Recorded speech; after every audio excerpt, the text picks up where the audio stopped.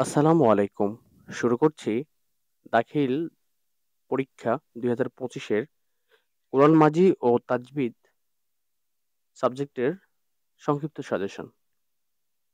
তো তোমরা এই মুহূর্তে স্ক্রিনে দেখতে পাচ্ছ যে আমি সূরা বাকারার এখানে মোট এই সাবজেক্টে বেশ কয়টা প্রশ্ন আসতে পারে। সূরা বাকারা হতে ৪ টি প্রশ্ন থেকে ৩ টির উত্তর দিতে হবে ৩০ মার্ক এবং সূরা আল ইমরান থেকে ৩ টি থেকে ২ টি, এটা হচ্ছে ২০ মার্ক, মোট ৫০। নির্বাচিত অংশ হতে ২ টি থেকে ১ টি, মাত্র ১০, ৬০ এবং তাজবিদ থেকে ২ টি অংশ থেকে ১ টি, ২ টি প্রশ্ন থেকে ১ টি, মোট ১০, মোট ৭০ মার্ক। এক্ষেত্রে দেখো, এই পুরো কোরআনের এই অংশটা সম্পূর্ণ সৃজনশীল পরীক্ষা হবে তোমাদের। তো কাজেই বুঝতেই পারতেছো কোরআনের সৃজনশীল মানে কতটা কঠিন হতে যাচ্ছে তোমাদের পরীক্ষাটা। তবে তোমাদের দুশ্চিন্তা করার কোনো কারণ নেই। আমি তোমাদেরকে একটা এমন একটা সহজ সাজেশন তুলে ধরেছি যে এই সাজেশনটা প্রায় ১ সপ্তাহ আগে লাগছে। আমাদের যারা রানিং স্টুডেন্ট, আমাদের পরীক্ষার্থী ছাত্র, ওদের জন্য আমি এই সাজেশনটা তৈরি করেছি এবং এই সাজেশনটা তৈরি করার জন্য আমি পিছনের প্রায় ১০ বছরের প্রশ্ন সামনে নিয়ে আসছি এবং সেখান থেকেই আমি যতটুকু ছাড় দেওয়া যায়, ছাড় দিয়েই আমি এই প্রশ্নটা, এই সাজেশনটা তৈরি করেছি। এবং তোমার হচ্ছে যে রিস্ক ছাড়াই, যেহেতু আমি বারবার আমার যে প্রত্যেকটা ভিডিওতে আমি একটা কথা বলি যে ভাই রিস্ক নেওয়া যাবে না। তো রিস্ক ছাড়াই আমি যাতে একটা ছেলে প্লাস পেতে পারে, পিছনে ১০ বছরের প্রশ্ন থেকে আমি চিন্তা গবেষণা করেই এই সাজেশনটা দাঁড় করিয়েছি। তো দেখো, সূরা বাকারা হতে ৪ টি থেকে ৩ টি।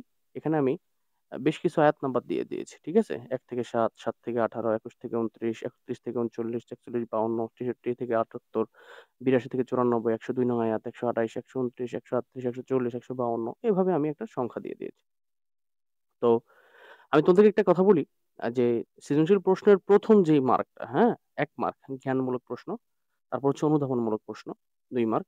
এ মোট ৩ মার্কের প্রশ্ন। আমি বিগত মনে করো ১০ সালের প্রশ্ন আমি একসাথ করেছি। করে দেখলাম যে তোমার ১ম যে প্রশ্নটা জ্ঞানমূলক, সেই ১১ সালের ১০ বছরের প্রশ্নের প্রতি বছর ৭ টা করে প্রশ্ন আমি সামনে নিয়ে আসছি। দেখলাম যে কি জানো? যে জ্ঞানমূলক প্রশ্নের তোমার পুরো প্রশ্নটাই ১ মার্কটা একটা কমন প্রশ্ন। সেটা হচ্ছে কি? যে আমি তোমার এই ১০ বছরের প্রশ্নগুলো সামনে নিয়ে আসার পরে দেখলাম যে ১ মার্কে কি থাকে? হয়তো অনুবাদ লেখা থাকে। যে তোমার মনে করো যে অম আল্লাযিনা ইউমিনুনা বিল গায়ব, এই আয়াতের অনুবাদ লেখো। ঠিক আছে? অর্থাৎ তোমার 90% ১ মার্ক, গত ১০ সালের 90% ক মার্কের সৃজনশীল ১ নং প্রশ্ন উত্তর, ক এর প্রশ্ন উত্তরের একটা প্রশ্ন কমন, সেটা হচ্ছে তুমি একটা আয়াতের অনুবাদ চেয়েছে। আশা করি তোমরা তোমাদের প্রশ্নগুলো খুললে এটাই দেখতে পাবা। তো প্রতিটা প্রশ্নের ১ মার্কে একটা অনুবাদ চায়। ২-১ টা প্রশ্ন একটু ভিন্ন হতে পারে। যেমন কোনটা চাইছে একটা শব্দের অর্থ চেয়েছে, অথবা একটা শব্দের আ অর্থ বা শাব্দিক অর্থ বা আভিধানিক অর্থ চেয়েছে। এটাই। এছাড়া কিন্তু 90% প্রশ্নেই, গত ১০ বছরের 90% প্রশ্নেই একটা জিনিস কমন, ১ নং মার্কে একটা অনুবাদ চেয়েছে। ঠিক আছে? তো ২ নং মার্কে অর্থাৎ খ এও গত ১০ বছরের প্রশ্নে সৃজনশীল প্রশ্নে কি চাইছে জানো? ব্যাখ্যা চেয়েছে। যে তোমার একটা আয়াত তুলে দিয়েছে। আ অবিল গায়বি যেমন মনে করো তোমার হচ্ছে কি?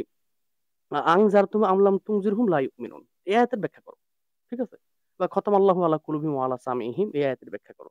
অথবা তোমার অন্য একটা আয়াত তুলে ধরেছে। অর্থাৎ মানে তোমার ক এবং খ মার্কগুলোর 90% প্রশ্নের, বিগত ১০ বছরের 90% প্রশ্নের ক এবং খ এর প্রশ্নটা ছিল এরকম যে তুমি ব্যাখ্যা করো, একটা আয়াত তুলে দিয়ে বলছে, অথবা বলছে তুমি একটা অনুবাদ করো। তার মানে কি দাঁড়ালো? যে তোমার ক এবং খ এর প্রশ্নের উত্তর দিতে হলে তোমার আল ইমরান এবং বাকারার সম্পূর্ণ আয়াতগুলোই অনুবাদ জানতে হবে। রিস্ক মুক্ত থাকতে হলে। তো তারপরেও আমি কি করলাম? যে পিছনের সকল আয়াত থেকে, প্রশ্ন থেকে অনুধাবন করে আমি সূরা বাকারা এবং আল ইমরান থেকে নির্বাচিত কিছু আয়াত সংযুক্ত করে দিয়েছি। তোমরা এই আয়াতগুলো পড়লে ১ মার্ক তোমরা সেই উত্তরটা লিখে পড়তে পারবা এবং ২য় মার্ক যেই ২য় খ প্রশ্নের উত্তরটা তোমরা দিতে পারবা। একটা নিশ্চিন্তে ভাবে আমি বলতে পারি, যেটা আমি অনেকদিন যাবত এই সাজেশনটা তৈরি করতে আমার এত বেশি সময় লাগছে তোমরা কল্পনা করতে পারবা না।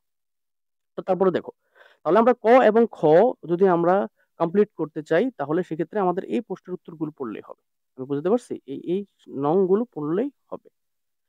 তো এটা হচ্ছে ক এবং খ এর জন্য। এবং ঘ এবং ঘ এর জন্য তোমরা এগুলো যখন পড়বা, এগুলো যদি স্বাদ নজরুল পাও, তোমাদের মূল বইতে অথবা কোথাও বা গাইডে সাজেশন পাইলে তো শানে নজুল পাইলে শানে নজুলগুলো পড়ে নিও, তাহলেই হবে।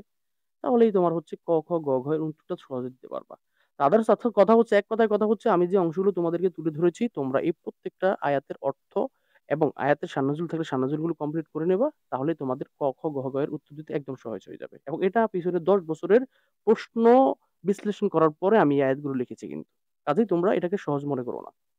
তারপরে দেখো, নির্বাচিত অংশ হতে 2টি থেকে 3টি। এখানে দেখো, এখানে এটা এটা এটা কমন পড়তে, এটা একদম নিশ্চিত কমন হবে, তোমরা এটা নিশ্চিত নিশ্চিত নিশ্চিন্ত থাকতে পারো। মানব সৃষ্টি, জাদুর বিধান, সুদ, আয়াতের প্রকারভেদ, দুর্নীতি, ইসলামের জীবন বিধান, এই কয়েকটা পড়লে তুমি দুটোটাই কমন পড়বে, তুমি সেখান থেকে একটা লিখে দেবা। তো আমি আবার বলছি, মানব সৃষ্টি, জাদুর বিধান। যেমন তোমরা কিভাবে পড়বা জাদুর বিধান? জাদুর বিধান পড়ার জন্য তুমি ওই যে তোমাদের যে হারুত মারুতের কাহিনী আছে না কোরআন সূরা বাকারায়, সেই হারুত মারুতের কাহিনীটা পড়ে জেনে রাখলেই হবে। তাহলে তোমার আর ওই জাদুর বিধান সম্পর্কিত যতই সৃজনশীল দেখুক দেখুক তুমি এটা ধরতে পারবা। সুদ সম্পর্কিত তোমার কয়েকটা আয়াত আছে, তোমরা এটা গাইডেও পেতে পারো, অথবা তুমি সুদ সঙ্গে নিজে অন্য কোনো বই থেকে পড়ে নেবা, পড়ে নিলে তুমি এখানে লিখতে পারবা। এই জন্য কোনো সমস্যা নেই, আয়াতের প্রকারভেদ একই কথা। তাহলে তুমি এই কয়েকটা নির্বাচনী অংশ হতে 2টি থেকে একটি মান 10, এই 1, 2, 3, 4, 5, 6 এই 6টা বিষয়ে তুমি মোটামুটি জ্ঞান রাখলেই অংশটা লিখতে পারবা। এটা নিয়ে টেনশন দরকার নাই, তুমি স্বাভাবিকভাবেই সাধারণ গাইড থেকে পড়লেই হবে। প্রশ্ন, হ্যাঁ, আরেকটা জিনিস তোমরা করো কি, সৃজনশীল প্রশ্ন মুখস্থ করো না ভাই। সৃজনশীল প্রশ্ন কখনোই মুখস্থ করবা না, এটা সবসময় মনে রাখবা। আমি আবার বলছি, সৃজনশীল কোনো প্রশ্ন কখনোই মুখস্থ করবা না।